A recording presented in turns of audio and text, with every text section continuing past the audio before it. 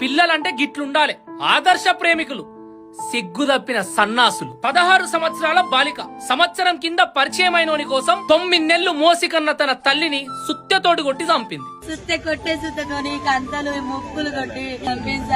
గీ పిల్ల ముఖం బ్లర్ చేయాలని నాకు అస్సలు లేదు, కానీ మన చట్టాన్ని గౌరవించుకోవాలి కదా. మేడ్చెల్ జీడి మెట్లలు ఉంటారు. మన దరిద్రం కాకపోతే ఇలకు స్కూల్లో ఐడి కార్డు లేకపోయినా ఫరక్ పడదు, గానీ ఇన్స్టాగ్రామ్ లో ఐడి లేకుండా మాత్రం ఉండదు. ఇగో ఈ పిల్ల పక్కనున్న మోతవరిని చూస్తున్నారు కదా, తొడలా తొండకున్నంత మాంసం లేదు. దీని పేరే శివ, 4 ఉంటాడు. సంవత్సరం కింద ఇన్స్టాగ్రామ్ లో పరిచయం అయి ప్రేమించుకున్నారు. ప్రేమనా బొందనా కామం, ఇదంతా విషయం అమ్మాయి వాళ్ళ ఇంట్లో తెలిసింది.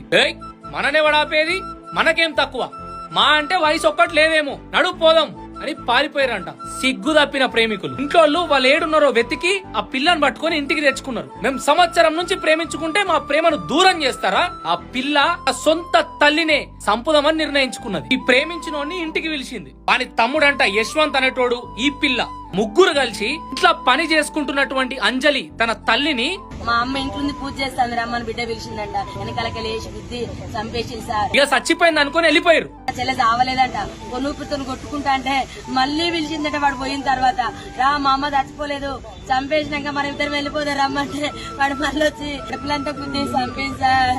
వయసేమో 16-17 సంవత్సరాలు, శాతలేమో ఇగో గిస్సంటివి.